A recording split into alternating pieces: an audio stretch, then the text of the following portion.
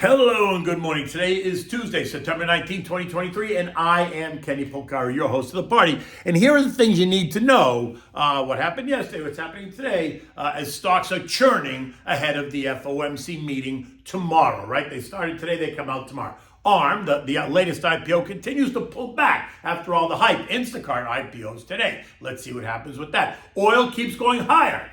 Just think about that for 1 minute. The UAW really wants more than a 36% hike in wages and threatens more strikes on Friday if they don't get what they want. But we'll talk about that and do the math in a minute. And what do we have for dinner tonight? We're having the Escarole and bean soup. It is delicious and simple to make. Okay, so stocks, bonds, oil, gold, the dollar all made small moves yesterday, right? As investors continue to speculate about what we're going to hear from the Fed tomorrow, right? As that is expected to set the tone really for the balance of the year.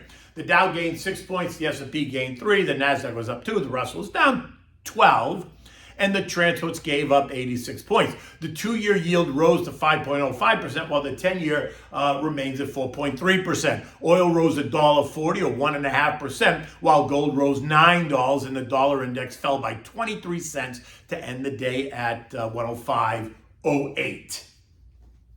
ARM, right? You remember that. The latest IPO came last week. It lost 4.5% at the end of the day and has now fallen 15.7% off the intraday high since its debut on the 14th, after rallying nearly 30% off the IPO price. So yes, it's still up 15%, but the early euphoria just appears to be waning just a bit. Like I said on Varney and Company on Friday morning, I think it's a bit overhyped, right? It is now down 9% since that interview. You can find that interview in my Substack. I put the link in there. You can also find it on my LinkedIn and on my Twitter.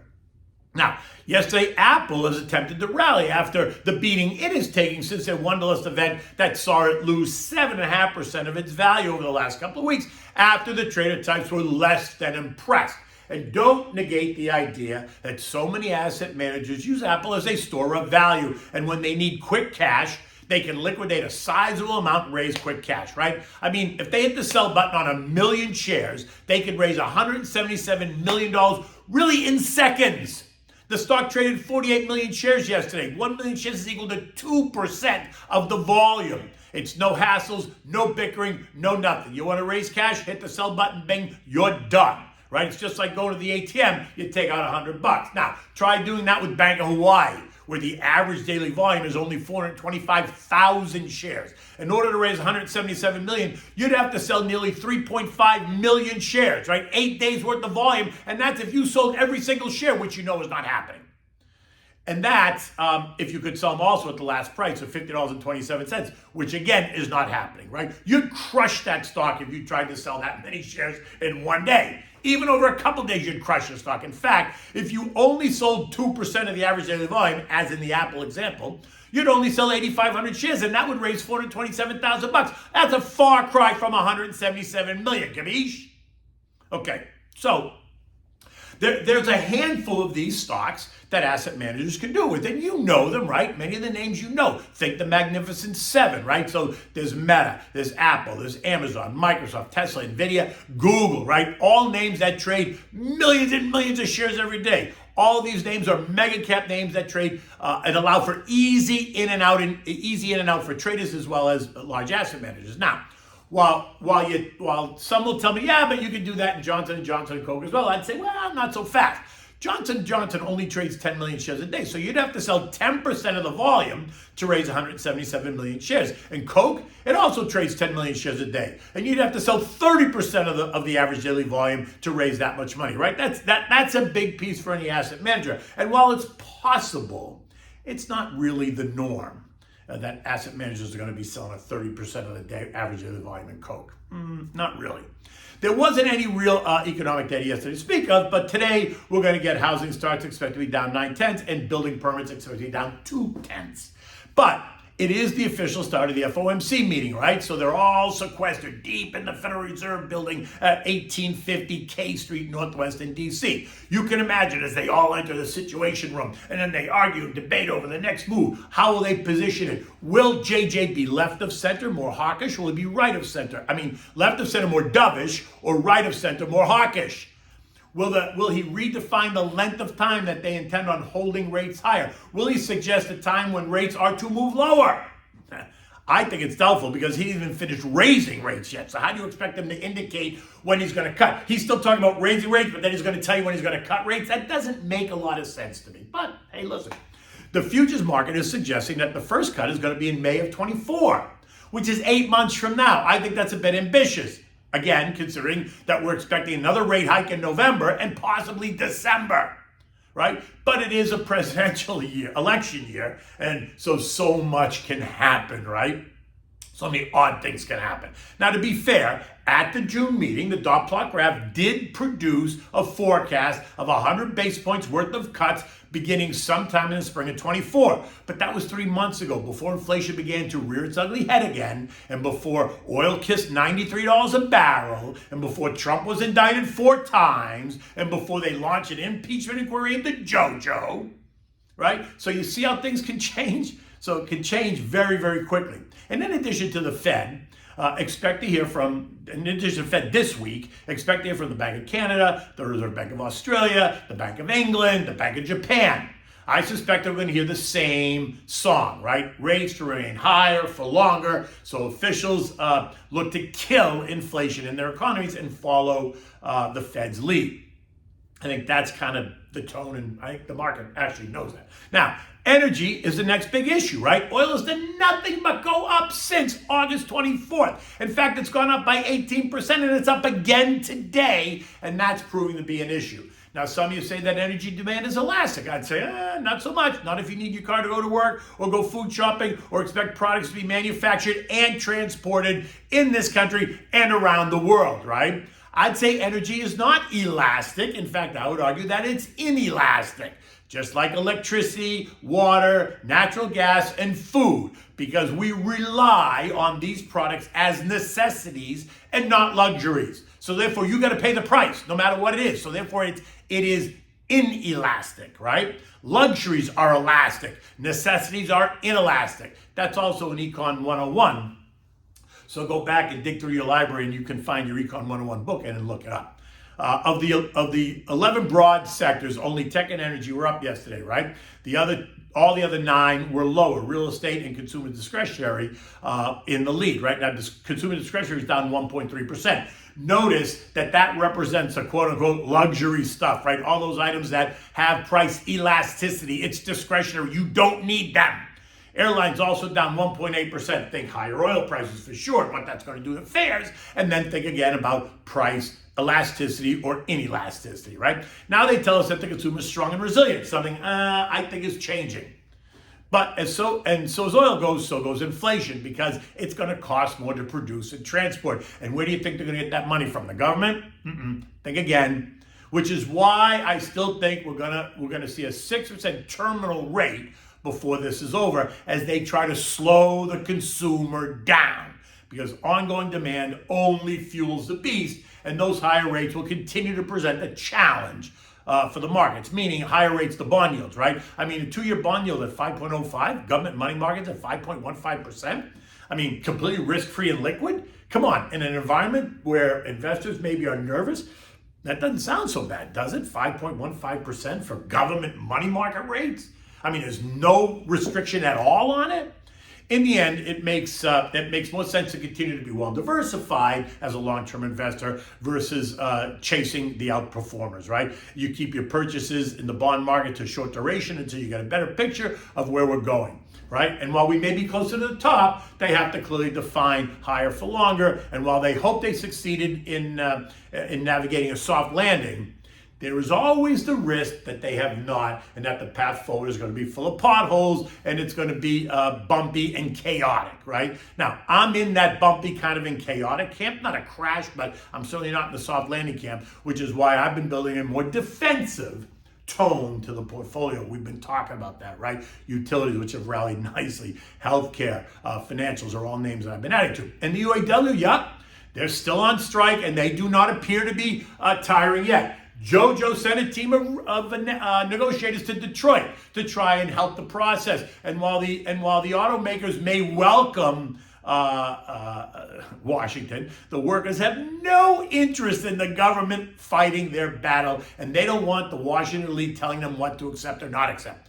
Currently, the fight is over wages in the work week, right? Thane wants a 36% wage increase in a 32-hour work week, but they want to get paid as if they're working 40.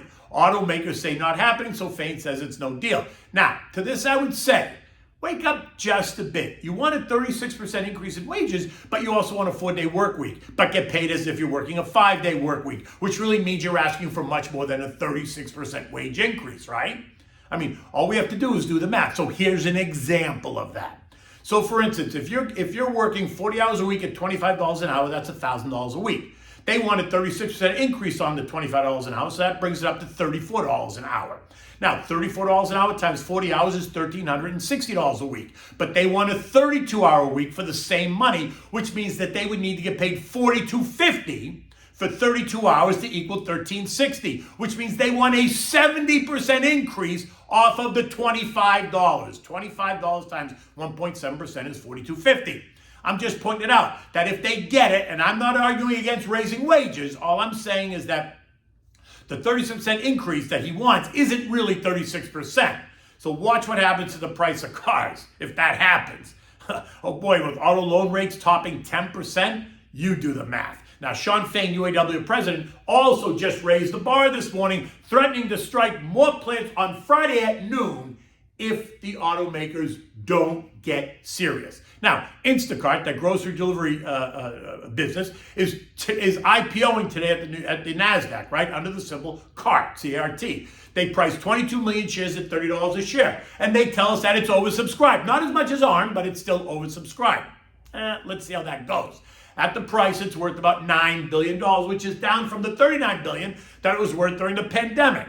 Now, CART trades at 3.5 times annual revenue. That's versus 4.25 times for DoorDash and 3 times for Uber Eats. So they priced it in line, but let's see how investors really feel. Well, they also see, I guess we're going to ask, we're also going to see massive retail buying coming from Fidelity, the way we saw that in ARM, right? Big buying from retail investors at Fidelity going into ARM. Will the same be true for CART? Now, this morning U.S. futures are mixed. Dow futures are up 60, S&P's up 7, the Nasdaq's up 25, the Russell's up 6. Oil's up another $1.14 or 1.25% at 92.62.